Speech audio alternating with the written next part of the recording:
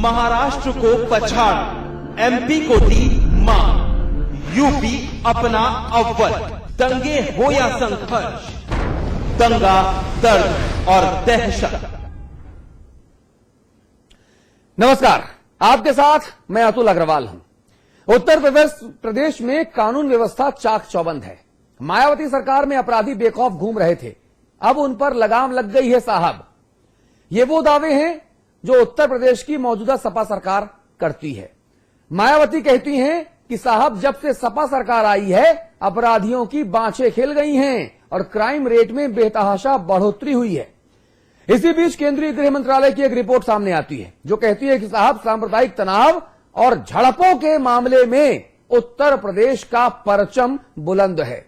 इतना ही नहीं, महिलाओं के साथ अपराध की बात हो या फिर दलितों के उत्पीड़न के मामले, यूपी का रुतबा हर जगह कायम है।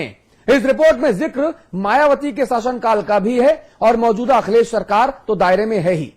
अब किसके दावे सही हैं और किसके गलत, ये आप जनता जनार्दन को तय करना है, क्योंकि अपराध का दंश तो हम और आप जो आम लोग हैं, जो जनता है, वो झेलती है और झेल भी रही है। महाराष्ट्र को पछाड़, एमपी को दी मां, यूपी अपना अव्वल। दंगे हो या संघर्ष, दंगा, दर्द और दहशत। इस मुद्दे पर बात करेंगे। हमारे दिल्ली स्टूडियोज में हमारे मैनेजिंग एडिटर अमिताभ अग्निहोत्री जी हैं, स्वागत है आपका। लखनऊ आपको लेकर चलेंगे बीजेपी के प्रदेश अध्यक्ष लक्ष्मीकांत वाजपेयी जी हैं। समाजवादी पार्टी के वरिष्ठतम नेताओं की सूची अगर बनाई जाए तो रविदास मेहरोत्रा जी उस सूची में स्थान जरूर सुनिश्चित करेंगे। रविदास जी भी हमारे साथ हैं लखनऊ से। आप सभी का स्वागत है। इस मुद्दे पर विस्तार से चर्चा करेंगे। जी हां, तो केंद्रीय गृह मंत्रालय की रिपोर्ट के मुताबिक साल 2012 में उत्तर प्रदेश में कुल 104 सांप्रदायिक दंगे के मामले सामने आए, संघर्ष के मामले सामने आए, जो पूरे देश में सबसे ज्यादा हैं। वहीं महिलाओं के खिलाफ अपराध के मामले में भी यूपी तीसरे स्थान पर काबिज है। तो क्या इसी कानून व्यवस्था के बूते सूबे की सियासी पार्टियों ने उत्तम प्रदेश का सपना दिखाया था? और उस वक्त जब मुलायम सिंह जी की सरकार थी तब एक विज्ञापन जिसमें अमिताभ बच्चन नजर आते थे कि यूपी में है दम मगर जुर्म है यहां कम। लेकिन जैसे ही मायावती की सरकार बनी, अमिताभ बच्चन भी प्रदेश से गायब, ये विज्ञापन भी गायब। यूट्यूब, ट्विटर, फेसबुक, कहीं पर यह विज्ञापन हमने खूब ढूंढा, हमें नहीं मिला। ये कैसा दम है? और अगर दम है तो फिर वो दम नजर क्यों नहीं आता? अपराधियों के हौसले बुलंद क्यों हैं? अखिलेश जी की सरकार से ये सवाल हम पूछते हैं। प्रति व्यक्ति आय नीचे से तीसरे नंबर पर, ऊपर से 28वें नंबर पर विकास दर, नीचे से तीसरे नंबर पर, ऊपर से 30वें नंबर पर।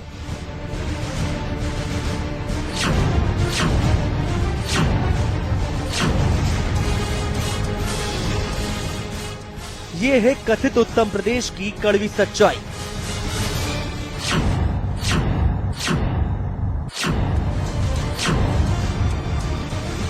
सूबे की दुर्दशा पर आपका दर्द उभर कर सामने आए, उससे पहले आपको कुछ खुशखबरी बताते हैं।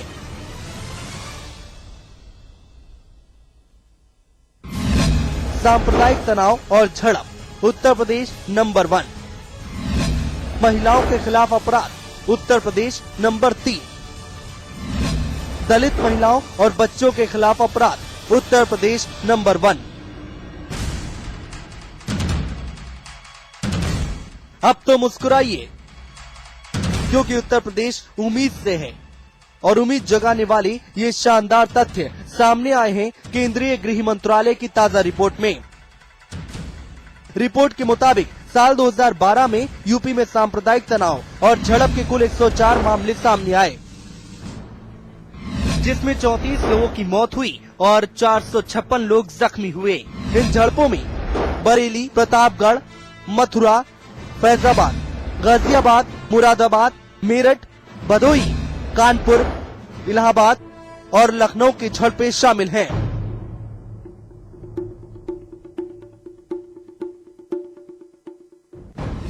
83 मामलों के साथ महाराष्ट्र दूसरे नंबर पर है, जबकि 78 मामलों के साथ मध्य प्रदेश तीसरे पायदान पर खड़ा है। वहीं साल 2011 में उत्तर प्रदेश में महिलाओं के खिलाफ अपराध के 22,639 मामले दर्ज हुए, जबकि 29,133 मामलों के साथ पश्चिम बंगाल पहले स्थान पर रहा, तो 28,246 मामलों के साथ आंध्र प्रदेश दूसरे स्थान पर रहा। दलित महिलाओं और बच्चों के खिलाफ अपराध की बात करें तो उत्तर प्रदेश में 2011 में 7,702 मामले दर्ज हुए, जबकि 5,182 मामलों के साथ राजस्थान दूसरे और 3,245 मामलों के साथ मध्य प्रदेश तीसरे स्थान पर रहा। यानी भले ही विकास की रेस में हमारे पांव खड़े नहीं होते, लेकिन अपराध के मामले में उत्तर प्रदेश के सामने कोई भी नहीं टिकता। और ये बात उत्तर प्रदेश ने एक बार फिर साबित कर दी। तो आप भी मुस्कुराइए, क्योंकि उत्तर प्रदेश उम्मीद से है।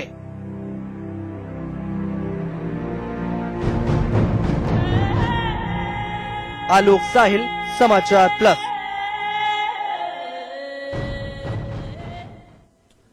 रविदास मेहरोत्रा जी, सीधे मैं आपके पास आना चाहूंगा।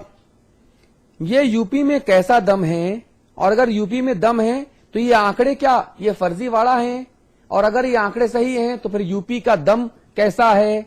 ये दोनों बातें विरोधाभासी हैं परस्पर। अब मैं चाहूंगा कि आप हमारा मार्गदर्शन करें कि मैं किन किन बातों को उचित समझूं और अपने समाचार प्लस जो प्रदेश का नंबर 1 चैनल है उस पर इन आंकड़ों को दिखाऊं।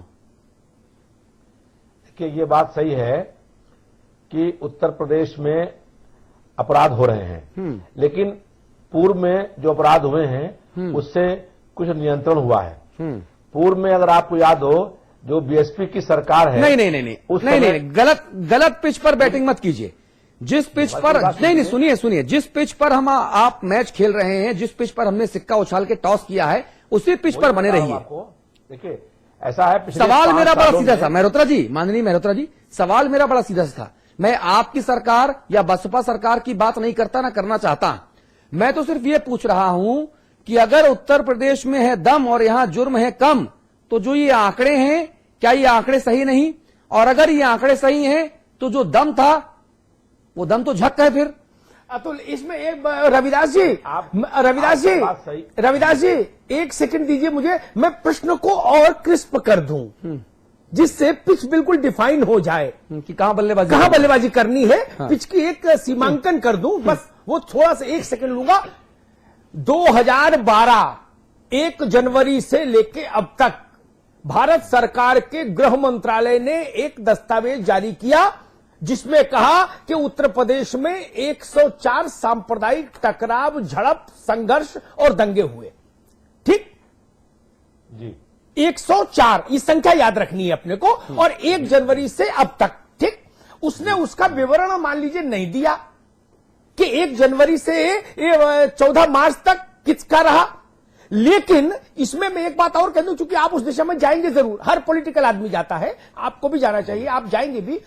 उस 1 जनवरी से और 14 मार्च तक उत्तर प्रदेश किसी मुख्यमंत्री के अधीन नहीं था। उत्तर प्रदेश चुनाव आयोग के नियंत्रण में था, आचार संहिता लगी हुई थी, अधिकारी चुनाव आयोग को रिपोर्ट कर रहे थे। और उसके बाद से अब तक 9.25 महीने आपकी सरकार है। अब 104 और 9.25 महीने की सरकार, उससे पहले 3 महीने का वो आचार संहिता का काल, इसको ध्यान में रख के हम चर्चा को बढ़ाएंगे आगे। बताइए जी। देखिए, एक तो जो है कि सरकार बने 8.5 महीने हुए हैं, 9.25 महीने नहीं हुए हैं। दूसरी बात यह है कि जो आंकड़े आए हैं जी, उस आंकड़े में 15 मार्च से लेकर के आज तक जो मेरी जानकारी है वो 8 या 9 दंगे झड़पें हुई हैं। तो मैं ये समझता हूं कि जो बाकी आपने 104 बताई हैं, नहीं हमने नहीं बताया इसमें से नहीं मेहरोत्रा जी ये उस सरकार के आंकड़े हैं जिस सरकार को आप तुलसी लेके और गंगा जल लेके संकल्प करके समर्थन दे रहे हैं, और संकल्पबद्ध होके, और डिनर पार्टी में 8,000 रुपए की थाली खाने माननीय मुलायम सिंह जी और उनके सहयोगी भी जाते हैं। ये उस यूपीए 2 सरकार के गृह मंत्रालय की रिपोर्ट है मान्यवर। जी, देखिए, मैं ये कह रहा हूं कि जो रिपोर्ट आई है केंद्र सरकार की, वो 1 जनवरी से लेकर के आज तक है। हाँ। और 15 मार्च से लेकर के आज तक की सरकार प्रदेश में सब पार्टी सरकार है। हाँ। इस सरकार में जहां तक मुझको जानकारी है वो 9 दंगे झड़पे हुए हैं। 9 दंगे भी लेकिन कम मैं है, समझता 9 दंगे कम है, 90 होते तो मजा आता चर्चा करने में। नहीं, ये नहीं कह रहा हूं, मैं ये नहीं कह रहा हूं। आप कैसी बात मैं कर रहे हैं कह मल्होत्रा जी? नहीं, पूरी बात सुन लीजिए। जी। मैं कह रहा हूं कि आपने 104 संख्या बताई है, तो 104 मैं बार बार कह रहा हूं हमने नहीं बताई, नहीं, ये केंद्रीय हमने गृह मंत्रालय नहीं। के आंकड़े हैं। मतलब- आप या तो ये कहें बात कि तो केंद्रीय कर गृह मंत्रालय के जो आंकड़े ये गलत हैं और आप केंद्र सरकार से आपत्ति जताएंगे तो मैं मान लूंगा। हम ये कह रहे हैं कि केंद्रीय गृह मंत्रालय ने कहा है कि 1 जनवरी से लेकर के आज तक हाँ। 104 दंगे छपे हुई हैं। हाँ। अगर उनकी ये बात सही मान ली जाएगी हाँ। तो 15 मार्च के बाद से मेरी जानकारी में है कि 8 या 9 लखनऊ मिलाकर के 9 जगह हाँ। पर झड़प या दंगे हुए हैं। हाँ। तो इसका मतलब है कि 95 जो झगड़ा या दंगे या वो हुआ झड़पें हुई हैं। हाँ। वो हुई 1 जनवरी से लेकर के 15 मार्च के बीच में। हाँ। उस समय प्रदेश में मायावती जी मुख्यमंत्री थी और चुनाव आयोग जो है उसका नियंत्रण था, और चुनाव आयोग और मायावती का नियंत्रण था। उसमें जो 95 सांप्रदायिक तनाव झड़पें हुई हैं। रविदास जी, उसके एक मिनट इंटरव्यू करूंगा। वाजपेयी जी से 1 सेकंड की टिप्पणी लूंगा। वाजपेयी जी जी 1 जनवरी से 14 मार्च तक हम भी प्रदेश में थे और आप भी प्रदेश में थे। आप तो एक पार्टी के नेता हैं। कुछ याद आता है कि 90 से लेकर 95 तक सांप्रदायिक संघर्ष हुए हो उत्तर प्रदेश में? नहीं, ऐसा कहना बिल्कुल गलत है।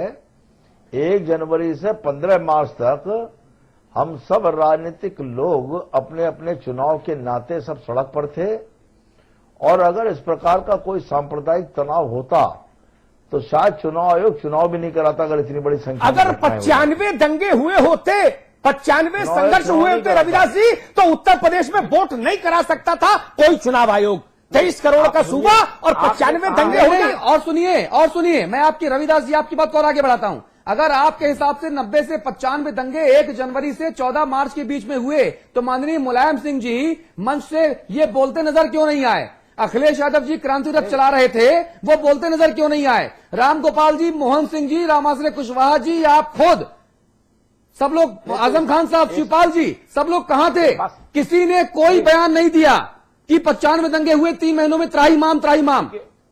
देखिए ऐसा है, आप केंद्र सरकार ने की गृह मंत्रालय ने रिपोर्ट दी है कि 104 दंगे हुए। नहीं, वो बात पीछे और छोड़ दीजिए, वो बात पीछे छोड़ दीजिए। मैं तो आपकी बात को आगे लेकर चल रहा हूं। आपने कोटा बांट दिया कि भाई 8 मेरे हिस्से के, बाकी 3 महीने में। कम से कम ये सोचो मल्होत्रा जी, आप वरिष्ठ नेता हैं, औसत देखिए 90 दिन में 95 दंगे, यानी एक दिन में 3 दंगे उत्तर प्रदेश में होते तो वोट हो सकता था क्या? सुनिए, उसमें झड़पें लिखी हुई, झड़प लिखी हुई है। झड़प ही सही, झड़प, संघर्ष, नहीं रविदास जी, चुनाव के दौरान जो है, जो झड़पें आपस में हुई हैं उसको भी नहीं, गलत। मैं पढ़ूं क्या? उसमें लिखा है कम्युनल टेंशन एंड क्लैशेज, चुनावी झड़पें नहीं। तो अगर ऐसा है, communal tension and clashes. Ravidas ji, इसका मतलब ये है कि जो रिपोर्ट दी गई है केंद्र मंत्रालय ने, वो गलत, झूठी रिपोर्ट है वो। तो आप भाई, आप सुनिए, बहुत अच्छी बात आप कह रहे हैं। चलिए, आपने पहले एक बात कही कि 3 महीनों में संख्या 90 से 95 हो सकती है। अब आप उस बयान से पलट गए, अब आप कह रहे हैं रिपोर्ट झूठी हो सकती है। अरे भैया, साइकिल पर हाथ सवार होके मनमोहन सिंह जी को पीएम बनाया हुआ है। आप सरकार से जवाब क्यों नहीं मांगते कि भाई झूठी रिपोर्ट क्यों दे रहे हो तुम हमारे प्रदेश के बारे में? सरकार हमारी है। अभी मतदान जब होगा एफडीआई पर तो आपको मालूम पड़ेगा। हमारा कहना यह है कि अगर केंद्रीय गृह मंत्रालय ने रिपोर्ट दी है कि 104 दंगे छपे हुए हैं, तो इसमें 15 मार्च के बाद पूरा प्रदेश जानता है कि झड़प या दंगे या कुछ भी बात हुई है, वो मुश्किल से 8 ही हुई है, 8 जगह पर हुई है। 8 ठीक बात है। एक महीने में एक बड़ा दंगा होना, ये अखिलेश जी के सिर पर सेहरा बांध रहे हैं क्या इसका? नहीं, सेहरा नहीं बांध रहे हैं। नहीं, क्यों? आप जितनी वीरता से, जितनी बहादुरी से ये आंकड़े गिना रहे हैं, लगता है कि आप अखिलेश जी के सिर सेहरा बांध रहे हैं कि बहुत बढ़िया अखिलेश बाबू, आपने 1 महीने में एक दंगा तो कराया। नहीं, ये बात नहीं है। दंगे क्यों हुए उसके अलग अलग कारण हैं, लेकिन केंद्रीय गृह मंत्रालय ने जो आपने कहा कि 104 झड़प में दंगे हुए हैं, मैंने उसके बारे में आपसे बात कही। रविदास अगर जी, ये बात सही मानी जाए, रविदास जी, ये बात सुनिए। हाँ। रविदास जी, एक सवाल आपसे पूछता हूं, फिर मुझे लगता है कि वाजपेयी जी को टिप्पणी करनी चाहिए उसके बाद। जी जी जी अगर ऐसी सरकार जो आपके मुंह पे कालिक पोतने का सत्कर्म कर रही है दिल्ली में बैठकर, और आपकी ही बैसाखी से सत्ता में टिकी हुई है, तो भाई ऐसा पुण्य काम क्यों कर रहे हैं? अभी तो कुंभ शुरू नहीं हुआ, आप अभी से सन्यासी भाव में क्यों आ गए? अगर सुन लो ना आप रविदास जी, अगर दिल्ली की सरकार, मनमोहन सिंह की सरकार आपके युवा मुख्यमंत्री को बदनाम कर रही है, अगर जैसा आपने कहा कि झूठी है ये रिपोर्ट, तो झूठी रिपोर्ट देने का मतलब होता है बदनाम करना, यही ना अर्थ हुआ? तो अगर वो अखिलेश जी को बदनाम कर रही है, तो अब पार्टी के बेटे को बदनाम करने वाले को समर्थन क्यों मिले? देखिए, केंद्र की सरकार ने, गृह मंत्रालय ने ये नहीं कहा है कि 15 मार्च के बाद इस झगड़े दंगे हुए हैं। उन्होंने 1 जनवरी से कहा है ना। तो अगर 15 मार्च के बाद कहा होता तो बात होती।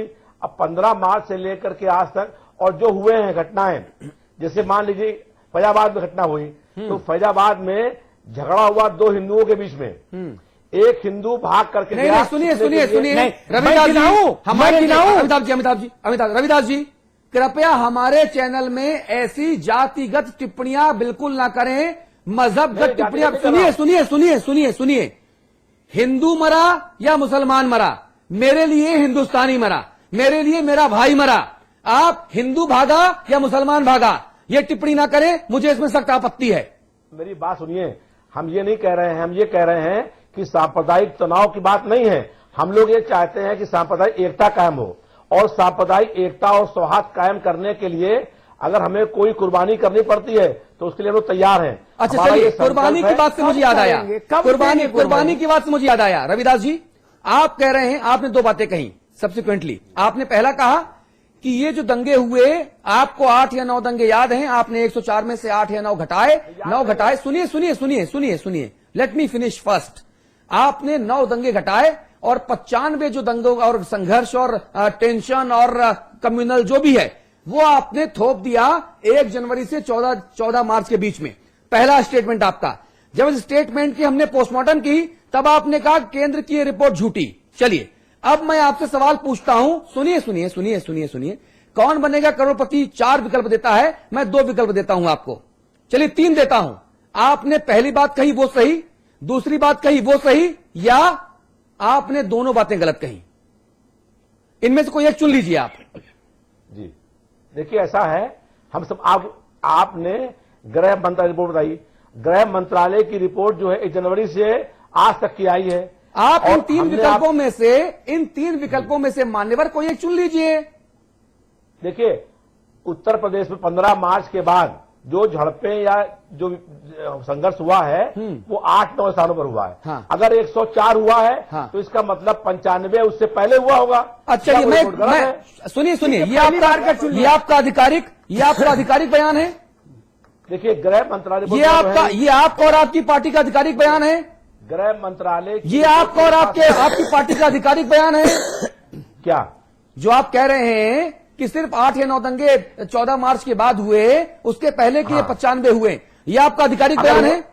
104 अगर रिपोर्ट ये आपका आधिकारिक बयान है? सुनिए, पूरी बात सुन लीजिए जी। अगर केंद्रीय गृह मंत्रालय ने कोई रिपोर्ट दी है, हाँ। मेरे पास तो वो रिपोर्ट है नहीं। हाँ। आपने बताया कि 104 दंगे केंद्रीय ने दिए हैं। हाँ। तो अगर वो बात सही अगर आप मानते हैं, हाँ। तो इसका मतलब 95 झड़पें या ये जो हैं, हाँ। ये 14 मार्च से पहले हुई। चलिए, अब मैं केंद्रीय गृह मंत्रालय से अब मैं रविदास जी, मैं केंद्रीय गृह मंत्रालय से एक आरटीआई डालता हूं। मैं यूपी सरकार को एक आरटीआई डालता हूं। मैं खुद अतुल अग्रवाल एक टीवी पत्रकार होने के नाते भी आरटीआई डाल सकता है, कोई भी डाल सकता है इस देश का। और अगर उसमें यह निकल के आता है कि जो बात आप कह रहे हैं 95 बनाम 9 की जो थ्योरी आप यहां पर दे रहे हैं, वो थ्योरी गलत है, तो आप माफी मांगेंगे? अगर 104 की संख्या सही है, अगर 104 जो है केंद्रीय गृह मंत्रालय ने 104 झड़पें बताई हैं, हाँ। अगर वो सही है, हाँ। तो मेरी बात सही है। अच्छा ठीक। और अगर केंद्रीय गृह मंत्रालय के आंकड़े सही हैं और आपकी बात गलत हुई, तो माफी मांगेंगे? भाई नहीं, नहीं नहीं, अगर अच्छा, केंद्रीय अरे भाई गृह- आप जो कह रहे हैं मैं उस पर सहमत हूं, अगर लेकिन 9 अगर गलत और हुई 95 और 9 की थ्योरी देखिए, पलट गई तब अगर केंद्रीय गृह मंत्रालय की रिपोर्ट गलत है तो बात गलत हो गई। अरे भाई अगर केंद्रीय गृह मंत्रालय की रिपोर्ट अगर सही है, आप दरअसल अगर समझने को तैयार नहीं। मैं आपसे कह रहा हूं अगर 95 बनाम 9 की जो थ्योरी है कि साहब 95 अगर वो दंगे सही 3 है महीने तो- में हुए, 2.5 महीने में हुए, और उसके बाद जो है वो 9 दंगे या कम्युनल संघर्ष हुआ आपकी सरकार में हुए। सुनिए, ऐसा है ना, अगर ये रिपोर्ट जो है वो रिपोर्ट अगर सही है 104 की तो मेरा वो आंकड़ा सही है, और या फिर दूसरी बात ये है कि 104 की रिपोर्ट गलत है। वाजपेयी जी कुछ समझ में आ रही है मल्होत्रा जी की बात? मेरी समझ में नहीं समझ में आई। ये आ रहा है जी। कि भारत सरकार ने जो रिपोर्ट दी, उस रिपोर्ट को सत्य और असत्य ठहराने के लिए इनके पास तो कुछ है नहीं है। मेरा ये कहना है कि सांप्रदायिक उन्माद का कारण प्रशासनिक हनक और धमक और इकबाल का ना होना है। जिस प्रदेश का डीजीपी ये कहता हो कि फैजाबाद के सांप्रदायिक विद्वेष के समय पर मैं फैजाबाद के अधिकारियों को फोन पर निर्देश देता रहा, हाँ। और मेरी किसी अधिकारी ने नहीं सुनी, हाँ। इसका सीधे सीधे अर्थ है कि अगर स्थानीय प्रशासन अपने डीजीपी की नहीं सुन रहा है तो किसकी सुन रहा है? ठीक बात है। डीजीपी नियमानुसार कोई आदेश दे रहे होंगे, शांति व्यवस्था बनाए रखने का आदेश दे रहे होंगे, तो उनकी नहीं सुन रहा, तो फिर क्या अपने राजनीतिक आकाओं की सुन रहा है? सत्ता में बैठे हुए लोगों की सुन रहा है? ठीक बात है। क्योंकि एलआईयू की एक रिपोर्ट ये भी है कि स्थानीय राजनीतिक नेताओं और मंत्रियों के दबाव में प्रशासन काम कर रहा है, ये जनता में भ्रम बना था, ये एलआईयू मान रहा है। और फैजाबाद की अगर मैं फिर चर्चा करूं जी, तो वहां पर एडीएम से जांच कराई गई, 15 दिन का समय जांच का था, वो जांच की रिपोर्ट क्यों नहीं सार्वजनिक होती? और फिर क्या डीएम एसपी हटाए, वो क्या उनकी जांच क्या एडीएम कर सकता था क्या? ठीक तो बात इस है। प्रकार की परिस्थितियां पैदा होंगी। स्वयं मुख्यमंत्री जी कहेंगे कि मेरी सरकार के विरुद्ध षड्यंत्र हो रहा है। हाँ, हाँ। आदरणीय श्री रामगोपाल यादव जी कहेंगे कि आईएएस आईपीएस मेरी सरकार के खिलाफ षड्यंत्र कर रहे हैं, तब फिर प्रशासन की हनक धमक और इकबाल कैसे कायम होगी? नहीं, और रविदास जब जी, वो कायम नहीं रविदास जी, होगी, तो मेरा समाज विरोधी तत्व गड़बड़ करेंगे ही करेंगे। रविदास जी, मेरा सीधा सवाल यह है, अगर सरकार के खिलाफ असामाजिक तत्व गड़बड़ कर रहे हैं तो सरकार काहे को बने हुए हैं भाई? जो गड़बड़ कर रहा है पटक के 40 लाठी मारिए, उठा के अंदर कर दीजिए, किसने रोका है? नहीं, वो आपकी बात सही है।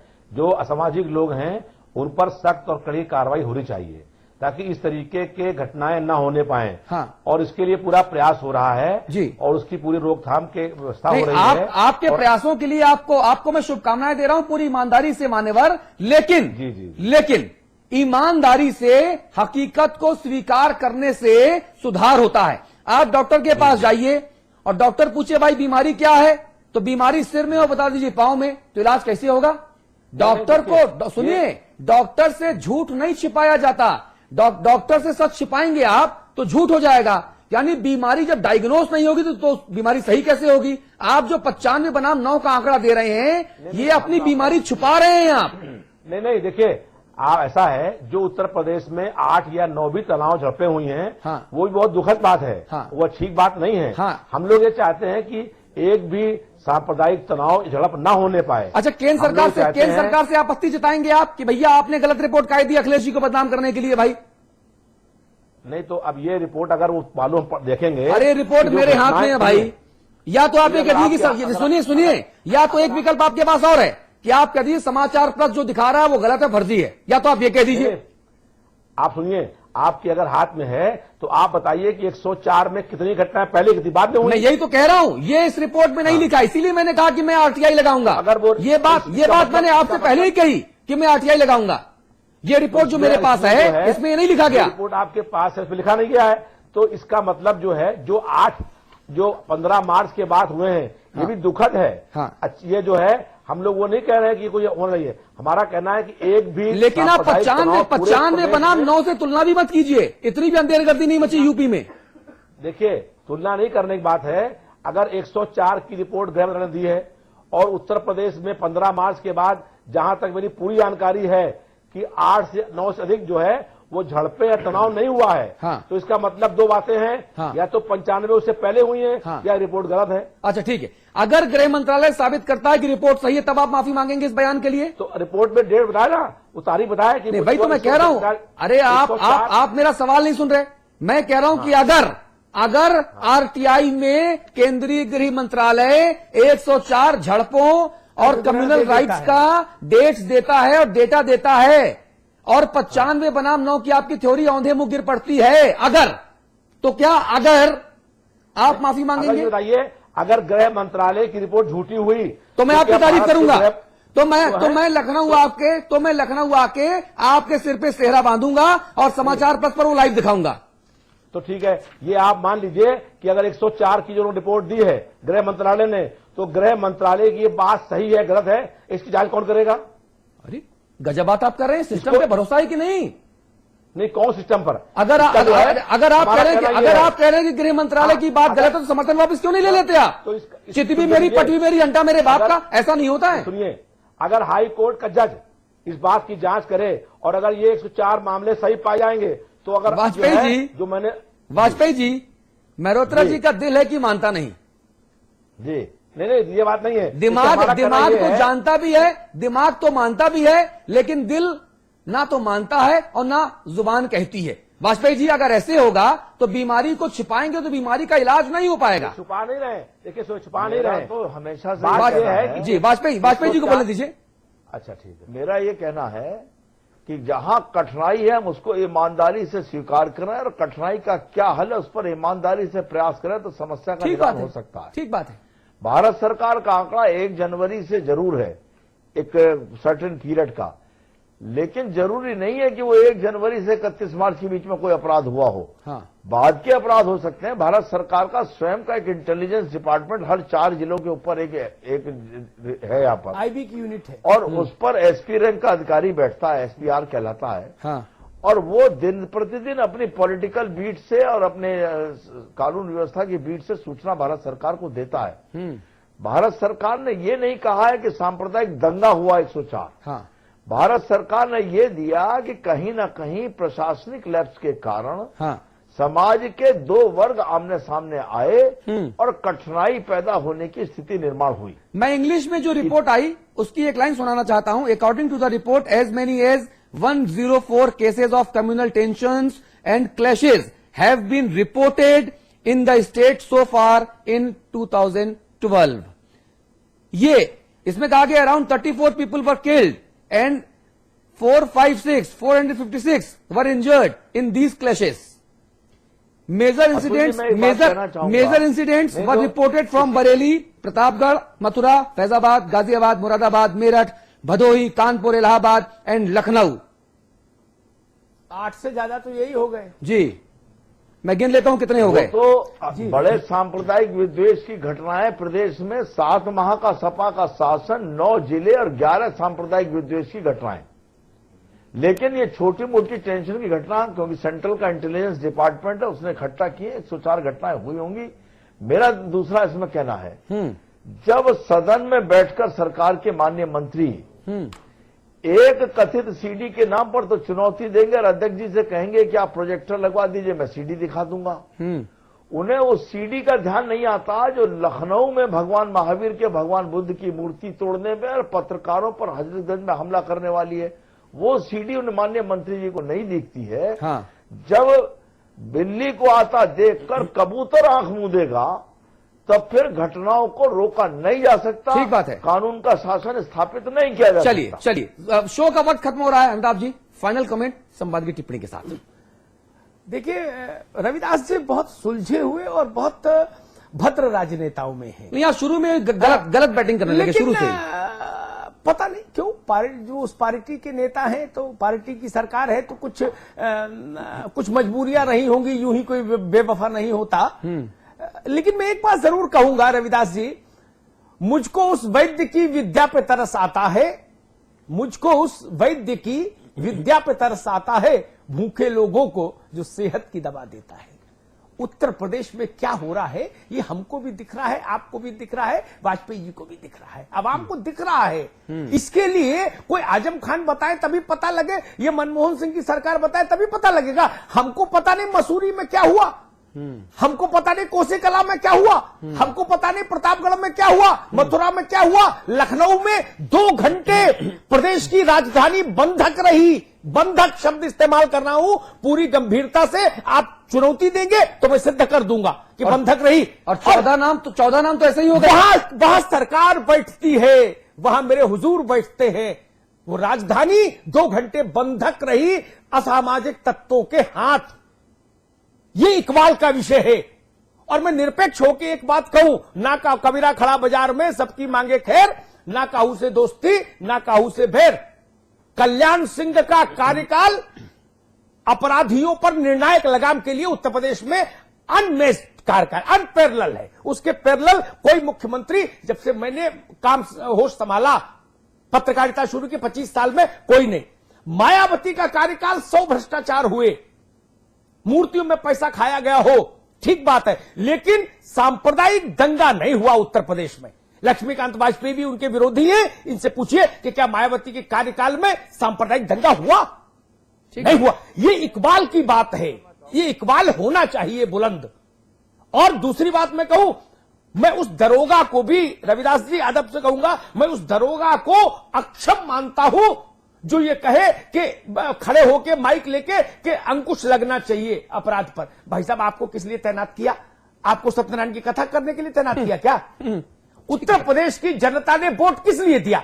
लक्ष्मीकांत वाजपेयी को मुख्यमंत्री क्यों नहीं बना दिया? फिर अगर वोट मिला है तो वोट जिम्मेदारी लेके आता है। ये ध्यान रखिए, वोट राज करने का लाइसेंस नहीं, वोट जिम्मेदारी का है। गांधी ने कहा था, जब नेहरू ने पूछा कि अगर आप हमको कोई मंत्र देना चाहेंगे सरकार चलाने के लिए, तो उन्होंने लंबा भाषण नहीं दिया। गांधी ने कहा कि कोई फैसला लो तो याद रखो सबसे गरीब आदमी के ऊपर क्या फर्क पड़ेगा। क्या सरकार ऐसे चलती है? उत्तर प्रदेश में दिक्कत यहां पर आ रही है इकबाल। और अगर मैं उस तर्क को भी खारिज करता हूं जिस तर्क में यह कहा जाए कि ब्यूरोक्रेसी मान नहीं रही, बच्चे मास्टर की बात नहीं माने तो सब बच्चों को सजा, बाद में पहले मास्टर हटाओ। मैं उस ढंग का सिद्धांत का प्रतिपादक हूं। यह तर्क नहीं चलेगा भाई, नहीं। आपको हुकूमत दी, कोई कलेक्टर कोई कप्तान आपकी बात नहीं मानता, वो पद पर क्यों रहे? ठीक बात है। जो डीजीपी इतना अक्षम हो, जो कहे मेरी बात मेरे सिपाही नहीं मानते, वो डीजीपी क्यों रहे?